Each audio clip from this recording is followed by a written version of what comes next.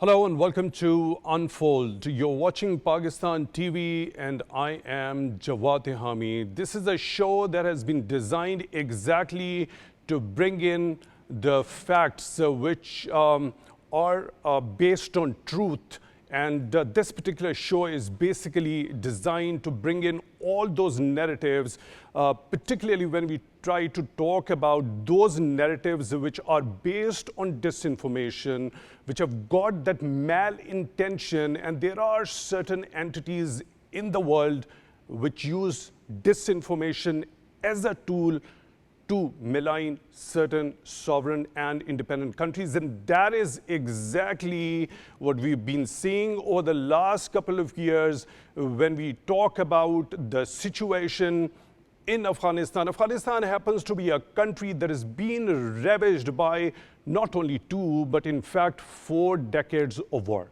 The kind of misery, the kind of suffering the Afghan people had to endure over the last 4 decades, and most particularly in the last 2 decades, everybody around the world knows for a fact. And amid all that, there was one entity that was so eager to take the reins of power and govern that war-ravaged country. And that entity was none other than the interim Afghan authorities, the de facto Afghan authorities, the Afghan Taliban, in their so-called bloodless takeover of the Afghanistan's capital, Kabul, back in 2021.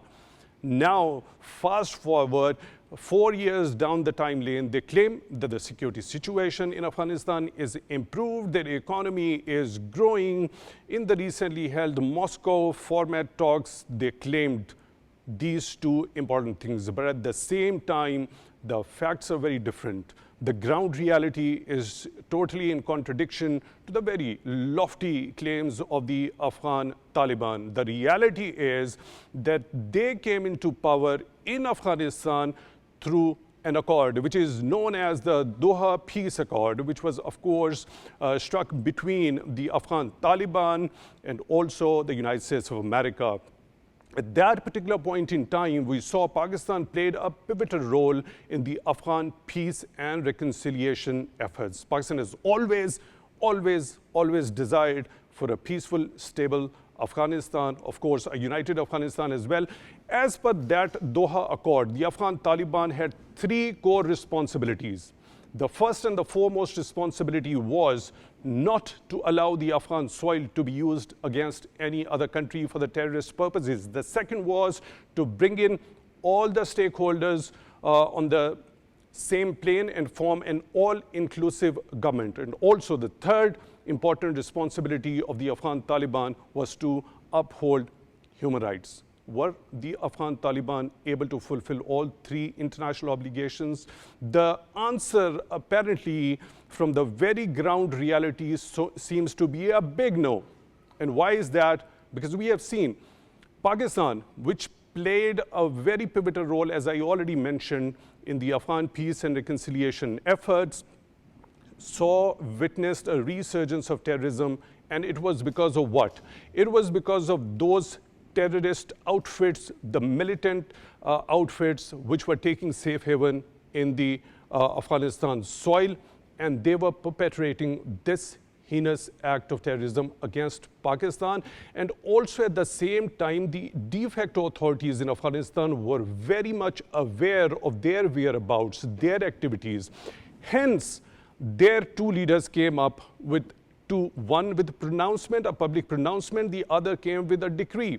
Their supreme leader, Habatullah Akhundzada, issued a decree that no jihad can be done against Pakistan. It is illegal, it is illegitimate to carry out such type of thing because it would not be considered as jihad, but it would be considered as mischief and anarchy.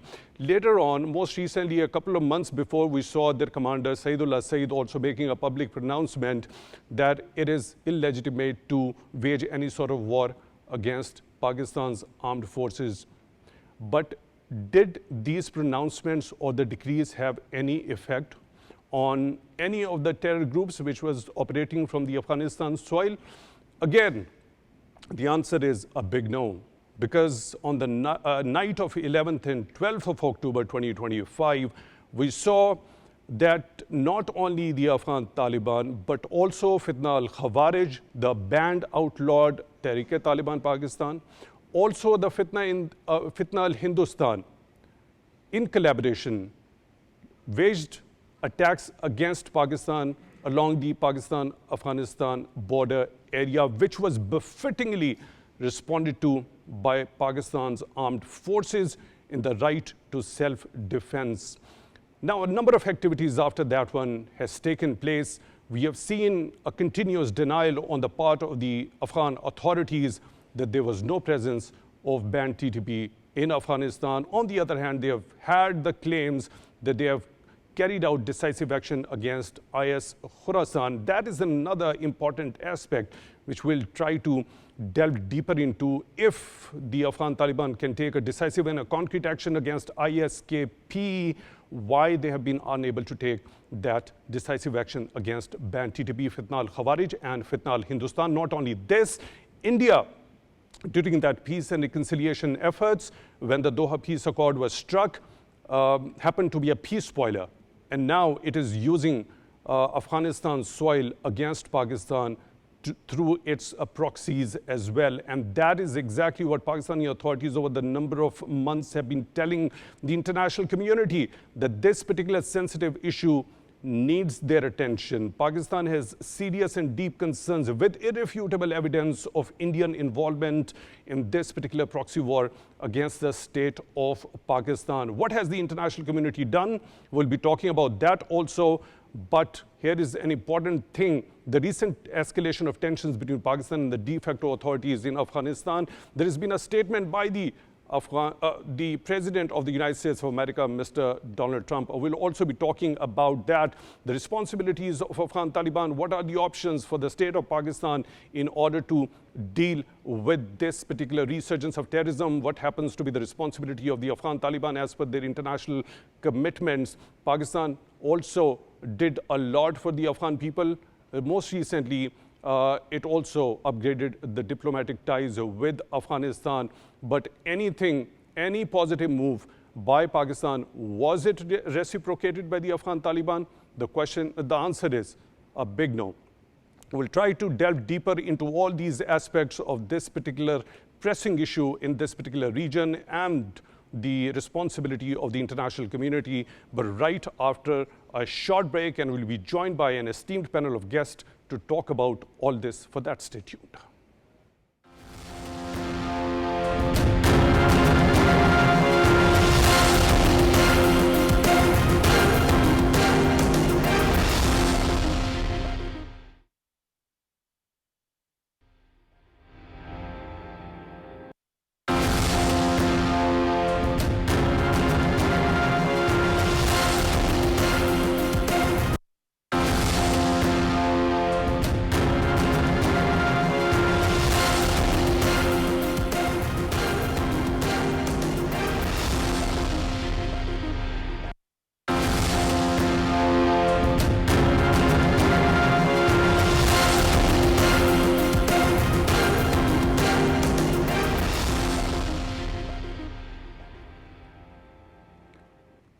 Welcome back to Unfold. I'm Jawad Hami, and we are honored to have been joined in the studio by Mr. Hassan Khan. He's expert Afghan affairs. And on the video link, we'll also be joined by another guest. As he joins in, I'll be introducing him as well. Mr. Hassan Khan, now basically talking about as to the responsibilities of the Afghan Taliban, the kind of developments we have seen in the recent past, just within this span of 10 days. We also know for a fact that a high-level delegation from Pakistan's side, of course, led by Defense Minister, and also their Defense Minister, are going to have talks in Doha.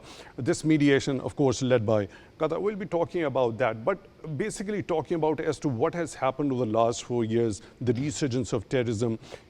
Afghan Taliban's responsibility as per the Doha Accord, was it the matter of will or the lack of capacity that they couldn't take a concrete and decisive action against the banned Tehrik-e-Taliban Pakistan, the Fitna al-Khawarij? And now we have also seen addition of another element, Fitna al-Hindustan, India using Afghanistan soil and these terrorist outfits as their proxy. against Pakistan? Was it a matter of will or a capacity? And especially also given the fact when they claim to have taken a decisive action against leading figures of ISKP, why not against the TTP? Thank you very much. I think this is very crucial questions, and this question has been raised and talked about and discussed so many times that why the Taliban regime in Afghanistan failed to control or to stop these terrorist networks. It's not only the TTP or not only the Fitna al-Hind, which is BLA and the Majid Brigade, etc. But there are others also. If you remember, definitely you would remember that in the sideline of UN General Assembly, when there was a meeting of the foreign ministers of the quadrilateral, the Pakistan, China, Russia, and Iran.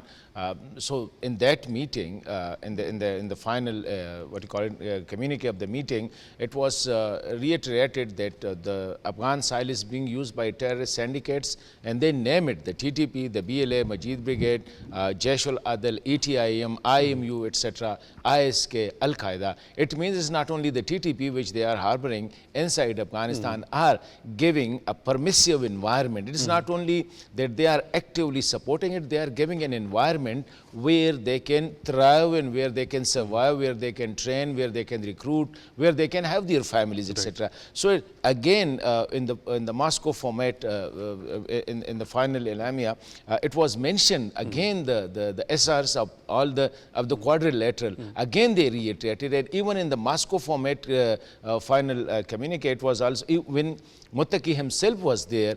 In that also it is mentioned that Afghan soil has to be cleared of the terrorist networks, which is being used definitely against the other. So the threat from the Afghan soil, it is not only to Pakistan. I think it is to the region. Iran, the Jaish al-Adl is there. ETIM, Chinese are under threat. The IMU, the Uzbekistan and Central Asians are there. The Tajikistan, Tehrik-e-Taliban, they are there.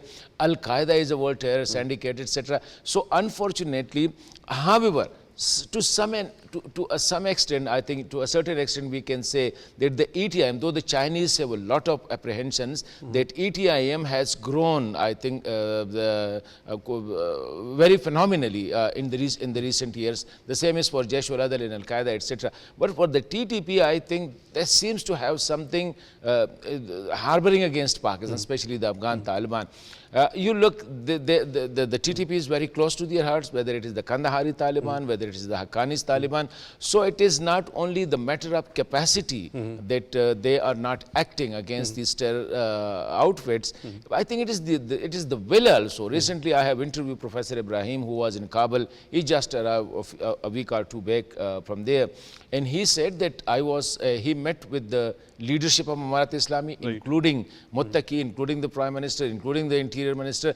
You see, all were on the same page, saying that we can't take action against the TTP. The reason is they fought with us for 2 decades. They helped us while fighting against the Americans. So that's a very interesting scenario, Mr. Khan. In that sort of a scenario, when you're of the view that it is the matter of Afghan Taliban's will, and they consider that band of Fitna al-Khawarij, the TTP, has fought along with them during the 2 decades of war, then why those two, one decree by Habatullah Akhundzada, and also then most recently, a couple of months back, we've seen public pronouncement on part of their commander, Saidullah. So I'll come back to you for your understanding regarding that.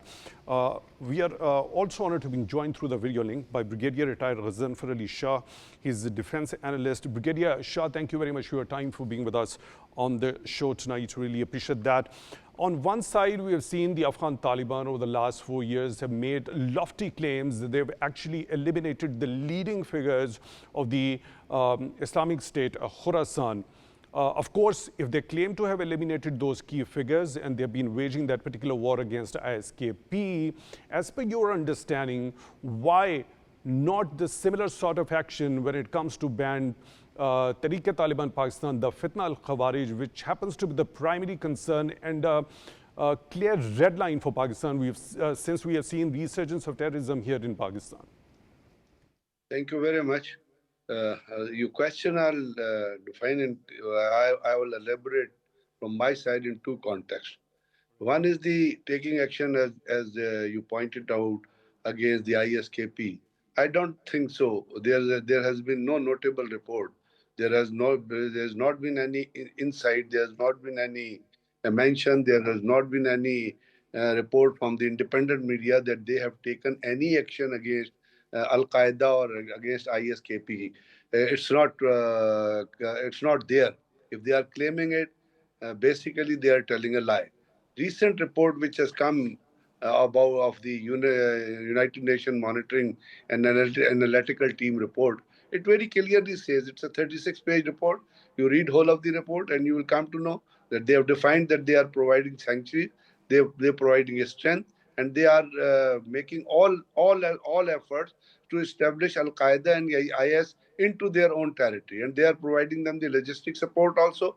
They are providing them the administrative support. They are providing them the financial support.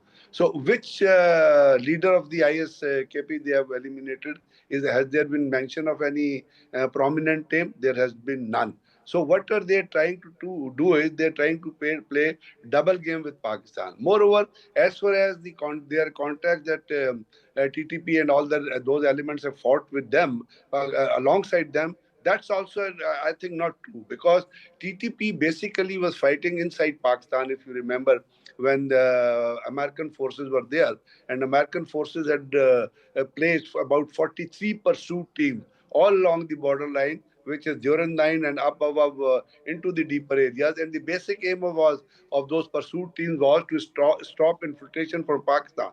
So whatever had been happening in Afghanistan, it was being done by the Afghan Taliban or their own groups. There was a very selective interference, not very frequent interference or fighting alongside with them. No, that was not there. Now they using this. They also using because they are basically liars of the highest order. They would never tell you the truth. Muttaqi was there for 7 days. He's again in India. Why is in India? So what the common factor which comes whenever you talk of policy regarding Pakistan from these Afghan Taliban or any leader of the Afghan, now they have 32 governors. They have a cabinet, and if you see the shape of the cabinet, all of those. Akhundzada lived in Pakistan in 1979. Then he lived in 2001 also, but he harbors anti-Pakistan feelings. Then their Interior Minister Sardar Haqqani, he's delegated him and given more powers to Sardar Ibrahim. Why? Because Sardar Ibrahim carries anti-Pakistan feeling. And other than that, the other Mullah brother or all those people, 21 out of them carry very strong anti-Pakistan feeling because of India. Because they have been on the payroll of the India. They have been on the payroll of the CIA. They have been on the payroll of the India. Their basic belief, their basic interest, their basic philosophy, their basic living only revolves around money and smuggling. They are narcotics dealers, they are smugglers, they are hypocrites, they are liars, and they harbor anti-Pakistan feeling because of the Indian interference, because they are in the lap of the Indians. If they were so straight, if they were so they carried so much of the gharat and all that, when their elders used to get money from CIA, and the CIA used to give money or from for CIA through by our ISI and CIA were fighting together. So at that point of time, if some leader was given more money, they will find amongst themselves that why they'll even lick they will sit into the lap of the CIA. They'll fall into their boots that give me more money. So what I mean to say is that their only philosophy revolves around money. Whosoever pays the money, what did around money, smuggling, and these illicit practices. I'll come back to you, Brigadier Shah, for you further understanding. There are a number of other developments as far as the Doha has come into limelight. Once again, we know for a fact there was a pact between the United States of America and the Afghan Taliban that was struck, known as the Doha Accord. Now, after this particular high-handedness on the part of the Afghan Taliban and in collaboration with Fitna al-Khawarij and Fitna al-Hindustan as they attacked Pakistan in those border areas and the kind of response they've got. Now, Doha is once again in limelight. Qatar is once again in limelight. I'll come back to you for your understanding regarding what could be expected, that what could actually transpire out of these particular talks. Mr. Khan, if this is a matter of will on the part of the Afghan Taliban, why that decree by Habatullah Akhundzada that it was illegitimate to carry any sort of attack against the state of Pakistan and its armed forces. It was once again reiterated by Commander Saidullah Saeed. So if it is the matter of will, why those decrees? Do they have any sort of a value or any sort of an effect? Look, I think we have to go into that the technical side of the decree. If you read the decree, it says that Afghans, it is not about that Afghanistan shall not be used, or the Afghans are not allowed to go and fight in Pakistan. So the matter is not only the Afghan. Yes, Afghans are supporting them, because during the last several months, 33 Afghans nationals have been killed in the anti-terrorist operations by the Pakistani forces, and Afghan soil is being used because almost 150 were killed when they were crossing the border, and a very famous one in the Bajawad area, when 57s were killed on a single day, and 53 were the Afghans whose bodies were then taken after negotiating through a Jaga. So it is no more secrets, and I think the Brigadier is right that whether I shall use this word or not, that they are the liars of the highest order. What they say and what they do, there is a total, and it is right from top to bottom or bottom to top. It's not only a certain faction, that a certain class is of that nature. So I think yes, they have the Hezbollah, but ever Hezbollah has publicly stated it? No. This Saeed, who is the commander of that military academy in Kabul, he was the only person, and he said that the Amir has stopped the Afghans. So he's not saying that the TTP, Majid Brigade, the Hafiz Gul Bahadur, or the other terrorist syndicate, he has not said it. So I think the problem is Pakistan has to look into this issue. One is the current angle, which we are doing, that the lines are drawn. Whenever there is a terrorist attack on Pakistani soil, and especially the one last, which was done in Merili, and it was claimed by Hafiz Gul Bahadur group, a group related to Hafiz Gul Bahadur. So their hideouts and their camps and their centers were targeted. The next, I think in the same day, despite the fact that there was a ceasefire, today there was an attack, there was a drone attack from Afghan side in an area in Bajawad. So I'm definitely sure that there will be a retaliation, because look, you have to communicate to the Afghans that these are the red lines. Pakistan has been time and again, it has put a trust on the Afghans, whether it was Mujahideen, whether it was the Republican Karzai, whether it was the Taliban. Unfortunately, whenever they cross the border and they go there, maybe Pakistan's policy has maybe have certain flaws, but it doesn't mean that you launch a war against a country where you spend 40 years, more than 40 years, where your families are, even today, I think majority of the Taliban, their families will be in Pakistan. You have used the Pakistani soils. Where were the Quetta Shura? Where were the Peshawar Shura? Where were their headquarters in Kuchlak? Were they not in Karachi, etc.? And the day they cross the border, they start. So the Brigadier has rightly pointed out that there is certain inherent hate against which they are harboring, that hate against Pakistan. Right. Pakistan's policy should be to treat Afghanistan as a neighboring country. No, I think we should shun these rhetorics, brothers, Islamic brothers, ummas, etc., like a very unique neighbors, etc. We should get out of these rhetorics. We shall have a policy for Afghanistan as we have a policy for Iran. Afghanistan has 5 other neighbors, Iran, Turkmenistan. If you allow me, I seek your pardon for the interjection. This is a very important point. What are the options as far as the Pakistani authorities are concerned? Pakistan has always been desirous of a peaceful, stable, and a united Afghanistan. The kind of suffering and the misery they've been enduring over the last 4 decades, Pakistan has been advocating their case at every international fora. And Pakistan considers, as per the statements of the Deputy Prime Minister and Foreign Minister, Afghan people being peaceful, and they also desire peace. But when it comes to the Afghan Taliban, who were so eager back in 2021 to take over power and govern that war-ravaged country, it comes to the onus lies on their shoulders. Brigadier Shah, when we talk about, you already mentioned of the Afghan Taliban, the liars of a higher order, the kind of tactics of deceit and deception they resort to. They're sitting in the laps of, most particularly when you talk about India.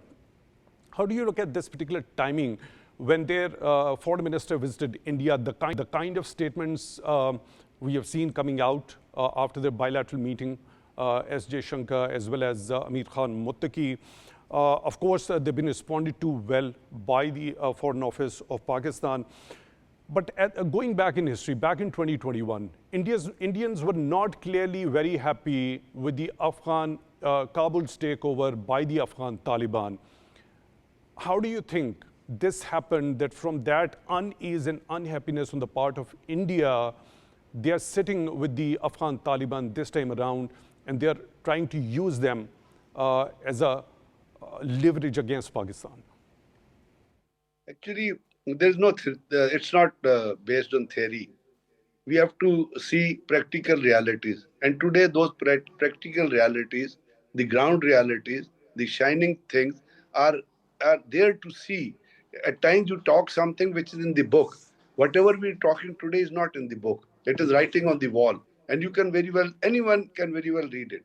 And the writing on the wall is that when Russian attacked Afghanistan and Pakistan stood in shoulder to shoulder with the Afghans and fought the Afghan war, and Pakistan suffered because of the KGB attacks in those days. You see, you remember the suicide attack, and you remember the in Peshawar, in Pipal Mandi, and all that. Hassan must be remembering that very clearly because he writes on history and talks on history. So people were standing shoulder to shoulder with the Afghani and fighting there. But Indians were against Afghanistan, and they were standing with the Russians. When American landed this time after 9/11 onto the Afghan soil, at that point of time, the Indians were standing with the Americans and were against Afghan. And you have rightly pointed out what happened in 2021, not in 2021. From that time to till last week, Indians were highly against Afghans. And you pick up the Goody media, you pick up the statement of the Indian official, you pick up the statement of Narendra Modi, you pick up the state of Ajit Kumar Deval, they all were talking against Afghans. Now, the point to think, point to ponder over at this point of time by anyone sitting anywhere in the world. I am a Pakistani. I'll talk from the Pakistan point of view because I love this country, but I'll not tell a lie. I'll ask my friends and I'll ask those people who are witnessing these crises to go and observe these neutrally. That what happened that in 1 week only after Operation Sindoor, when Indian gives a statement that Operation Sindoor will continue, when Indian Army Chief comes onto the television and says we are preparing for another round of war, when the Indian Defense Minister says the same thing. So at that point of time, combined with this, the Indian Foreign Minister, the sanctions on Indian Foreign Ministers are lifted. No, Afghanistan Foreign Minister are lifted. Why are they lifted? Why did American lift them? Why did American leave $7.2 billion, 7.2 billion weapons into Afghanistan, which fell into the hands of the Taliban, who handed them over to TTP, Fitna al-Khawarij, Al-Qaeda, ISIS? Americans did it intentionally because Americans knew that these weapons are going to fall into the hands of those terrorist groups who are destabilizing Pakistan. Why CPAC is stopped at that point of time? Why China is interested in extending CPAC to Kabul? And we were talking that the CPAC was extended to Kabul, and about 6 months back or 4 months back, there were very, very strong statements coming into that. So there is a common writing onto the wall that Indians are have adopted illegal child. Afghanistan is the way of intention. What did they say? That Operation Sindoor will continue. Now, it doesn't mean in the present form of a warfare, which is a hybrid and unconventional form of the warfare or third dimension warfare. In third dimension warfare, you use every dimension. Where it is one dimension, two dimension. Now it's not much that they come onto the front line on the eastern border and fight with Pakistan. Now they have thought over, adopted illegal child, adopted this Munafi, and now they're trying to open up a front on international border and through the terrorism, which is Ajit Kumar Devil very clearly said that those people who are taking the terrorist activities in Pakistan, they are not religiously motivated. They are mercenaries. We will pay them we'll pay them in handsome cash, and we'll get things get done out of them. They are using, that's why using suicide bomber. There have been 13 suicide bomber who were Afghan who blasted into the Pakistan. So see this reality, the conspiracy. It's not a conspiracy; it's a fact which is going on. That Indians are doing it, and I would not hesitate to say that partly CIA is also responsible for that, because if This particular aspect, Brigadier Shah, I seek your pardon for the interjection over here. As far as the US's role and responsibility is concerned, we have seen that very praise and appreciation on the part of President Donald Trump during his joint address to the Congress about Pakistan's counterterrorism efforts. He has also come up with the latest statement. I'll come back to you as to what is expected from the United States of America when it comes to their responsibility, because they were the one who had been waging that particular war inside Afghanistan. Pakistan for the last 2 decades, sacrificing so much immensely, and also being the frontline ally in the war on terror. Mr. Khan, this particular role of India, from that very point back in 2021, they were not clearly happy with the Afghan Taliban taking over Kabul, for the potential future governance by the Afghan Taliban in that particular war-ravaged country. Now, 4 years down the lane, what has gone different as far as those two are concerned? Look, it was not only the Modi government or the Indian government, even the Madrasa Deoband, Darul Uloom Deoband, they also distanced themselves from the Taliban and say that this is not what Islam is. And it is already on the record. So it's not only the Modi government, even the Darul Uloom Deoband, they have also disowned and distanced themselves from the Taliban. And just a week back, how they were receiving a man who they were calling as the terrorist, from a terrorist group. I think the problem is, look, when Muttaqi was leaving for India, he had set the tone at Moscow format consultations, where his speech, if you heard that speech, and that was in Pashto, the tone and the tenor that quietly mentioned that what he is going to do there and what he is going to say there, that is one thing. But just on Indian side, I want to have your attention on another aspects also, and that is very important. India is no doubt in Afghanistan just to harm Pakistan. They have no other interest in... I do understand when it comes to the matter of the Hamid Karzai and Ashraf Ghani's regime. That seems to be pretty much understandable. There was a strong connivance as far as India, its intelligence agency and the Directorate of Security, which was operating under Hamid Karzai's and Ashraf Ghani's regime, right? Pretty much understandable. The Indians being on the side of the international troops at that particular point in time. Now, how could the Afghan Taliban, let's try to analyze and dissect this particular perspective of the Afghan Taliban. Why would Afghan Taliban go and sit into the lab of a country which had been in connivance, its intelligence agency had been in connivance with their rival regimes in the past of Ashraf Ghani and Hamid Karzai? Look, I think they are entering into a symbiotic relationship. India and the Taliban regime, now they are entering into that symbiotic relationship. One will scratch the one's back and the other will scratch the other's back. At the moment, India has been so isolated in this region that they are not just only relying on Taliban to have relation with Afghanistan. You know, Bangladesh has gone, Sri Lanka, Bhutan, Nepal. In this whole regions, India has gone to such a loss that today they are only feeling pride over having relation with the Taliban regime, which in the entire world nobody is recognizing. Okay, that's pretty much understandable. They've got the diplomatic isolation, especially after that so-called Operation Sindoor and the kind of bloody nose they got from Pakistan's side. Pretty much understandable. What about Afghan At the moment, I think if you heard Brigadier, he was mentioning that the Ajit Doval statement. Ajit Doval said what's going on is not religiously motivated. It just needs the money. So at the moment, and I think we have seen on the Afghan front that it is the money which is really making the mayor go. So it's when from anywhere, if the money comes to them, and at the moment Taliban also needs somebody to just have their hand. And India, the reason is that Pakistan was, I think, very much concerned about the way the Taliban regime was governing.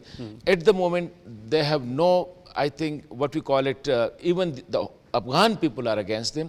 The Afghan intelligentsia, the Afghan, even the ethnic community, especially the Tajik, Uzbek, Hazara in Turkmen, they don't like Taliban. So there is nobody and there is no community and there is no group which at the moment support Taliban or have a sympathies for Taliban. So I think for India, it is a godsend opportunity that they have in Afghanistan, there is a group which they can easily utilize, which they can easily, I think, manipulate, particularly against Pakistan. The Afghan Taliban need money, they need support, they need some diplomatic exposure, international exposure. So these things will be provided to them. That's why I'm saying exposure. They've been getting the diplomatic exposure. They've participated in the Moscow format talks. We've had the trilateral meeting, China, Pakistan, and the interim Afghan authorities. The CPAC was also extended to them. There was an upgradation of the diplomatic ties as far as Pakistan and interim Afghan authorities are concerned. What sort of diplomatic engagement or exposure do they require now? The demands from them, especially the trilaterals, whether Pakistan, Afghanistan, and China, the trilateral or the quadrilateral demands are only one, and that is Afghan soil is being used by the terrorists against Chinese, Pakistan, Iran, Central Asian country. India has no such objection over Taliban. Right. They feel okay, but I think the other aspects which I want to highlight here is that it's not only the Indian influence or the Indian coming to Afghanistan will not only, I think, harm Pakistan, it's also harmful for the other neighboring countries of Afghanistan. Why? The reason is you are supporting a junta, you are supporting a militia which are suppressing their own people, which are against education, which do not allow the opposition to stay inside Afghanistan. You are supporting such a junta, such a militia, which are harboring terrorists, not focused on Pakistan. The Iranian terrorists are there, as I said, Jaish al-Adl and Jundullah. The ETIM, the Chinese-focused terrorist syndicate is there. IMU, the Central Asian, and the Tehrik-e-Taliban, Tajikistan. All these terror networks are operating from their side. The entire, I think, neighboring countries, even at the SCO also, the regional countries, they are asking Taliban to shut these terrorist networks hideouts. If they don't, this particular pattern on the part of the Afghan Taliban continues. So that's why I say that these Indian coming there will also damage Iran, Central Asian countries, and Chinese and Russian interests.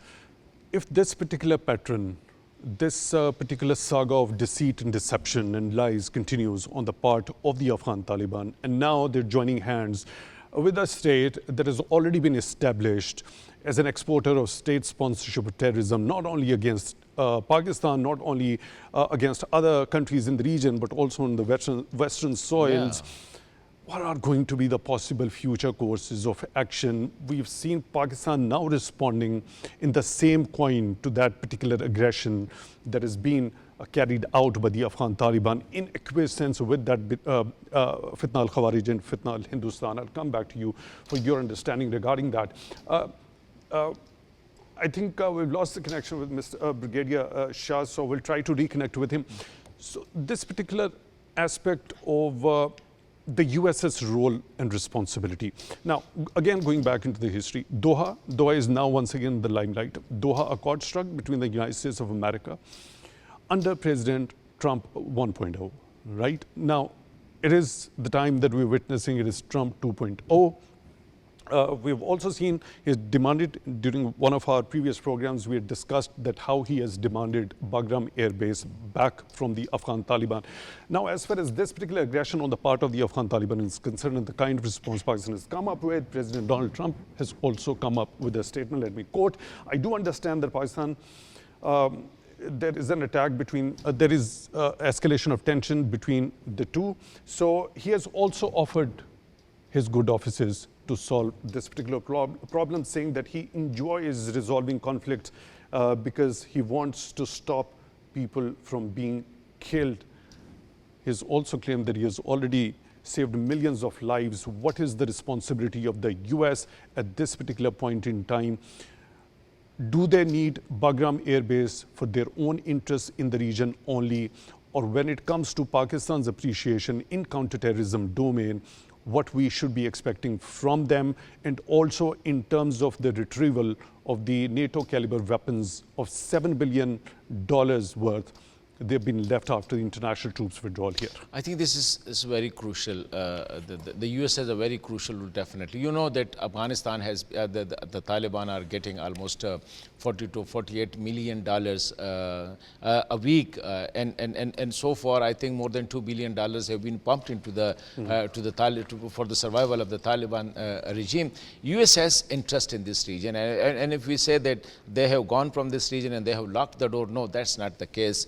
I think definitely maybe political rhetorics are on one side, but the deep state everywhere where the deep state exists in the US, they will be definitely keeping eyes on what's going on in the region, especially the growing Chinese influence and the growing Russian influence back in Afghanistan. So I think this will be very hard for the US policymaker to digest, that just to leave this area to the Chinese and to the especially to the Russian and into the Iran. You know, US has so definitely they will be here. They will need the entry of India on the Afghan soil, so that to dilute or to at least reduce the Chinese influence or the dependence on the Chinese by the Taliban, so especially their inside Afghanistan.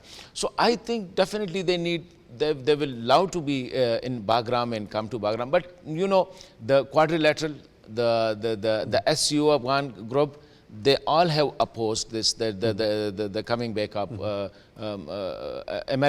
there anything that we can expect from the United States of America, especially given this particular statement by President Donald Trump that he's ready to offer his good offices to resolve this particular recent escalation of tensions between Afghanistan and Pakistan? I'm not that sure that at the moment, I think the problem is so complicated that Pakistan is in a catch-22 situations. On one side, Taliban, they are unable, they are not willing to take actions. On the other side, Pakistan has lowered the bar.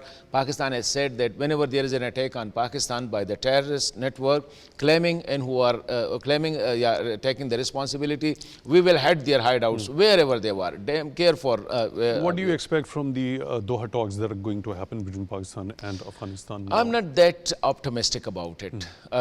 Definitely, you look at why the talks are in Doha, why not the talks are in Kabul, why the talks are in Islamabad. Just a few months back, hardly 2 months back, we were so close to each other. There were the regular quadrilateral. We raised the the diplomatic level in Kabul and Islamabad.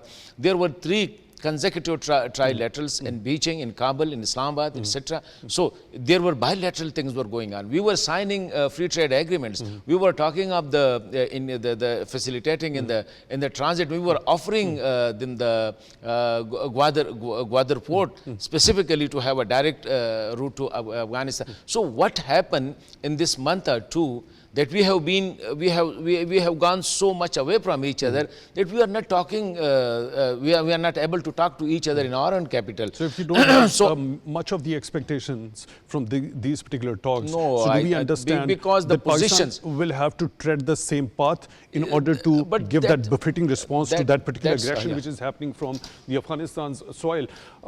Brigadier Shah, what's your understanding when it comes to President Donald Trump, of course, during his joint address to the Congress, and praising Pakistan's counterterrorism efforts, now is also offering his good offices to resolve this recent escalation of tensions between Pakistan and Afghanistan. Do you think he'll be able to do something in this particular scenario? And what about the US responsibility when it comes to the retrieval of the NATO caliber weapons from Afghanistan? You see, as far as the retrieval of the NATO caliber weapons from Afghanistan is concerned, I think that's not possible, because it has been distributed, it has fallen into the hands of those terrorist groups who are operating in Pakistan. And if you observed, you must have observed the deployment of the Afghan army and the deployment of the Fitna al-Kharij with them. The reports coming, the videos coming, that clearly indicate that all those American weapons are being used by these terrorists. They are using the laser gun, they are using the laser helmets, they are using the automatic. And it's not of now.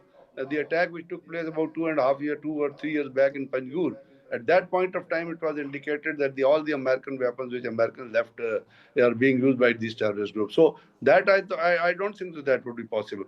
But I personally feel that Donald Trump can play a very effective role in stopping the conflict which is on. You see, you have to look at the present crisis. These present crises have two angles. They have two dimensions. One dimension is the deployment of the Afghan army, and along with the Afghan army, the deployment of Fitna al-Khawarij or Fitna al-Instan onto the borderline. And they are in defensive posture. They are not in defensive posture, because if you start from Upper Kurram, Lower Kurram, and you go along this 2,600-kilometer borderline, go up to Spin Boldak and go to Washin Mandi and Chaman and all that. Or if you see the whole border, everywhere where Afghan army troops are deployed in the strength of 200 or 150 or 50 or 300, along with them, the same amount of Fitna al-Khawarij, the terrorists are deployed with them. And they are in black dress and they are wearing the face mask and all that. So one aspect is to de-escalate the border so that the direct confrontation doesn't play. Second aspect is the terrorist attacks which are coming into the Pakistan. And you see, the day before yesterday, there was an attack in Mir Ali also. So Pakistan delegation must also been focusing on these two aspects, which are security related aspects, because the delegation comprises of the National Security Advisor, our National Security Advisor and Defense Minister. I get your point. I get your point. That's exactly what the Foreign Office says. The talks will focus on immediate measures to end the cross-border terrorism against Pakistan emanating from Afghanistan and restore peace and stability along Pak-Afghan border. We were honored to have been joined in the studio by Mr. Hassan Khan, expert of Afghan affairs, and through the video link, Brigadier retired Ghazanfar Ali Shah, defense analyst. Thank you very much for your time, both of you gentlemen, for being with us on Unfold tonight. Really appreciate that. Let me end this episode once again by that particular statement by a Foreign Office of Pakistan, that Pakistan does not seek escalation but urges the Afghan Taliban authorities to honor their commitments to the international community and address Pakistan's legitimate security concerns by taking verifiable action against terrorist entities. With that, we come to the end of today's episode at Unfold. For further updates, details, and live streaming, please continue watching us.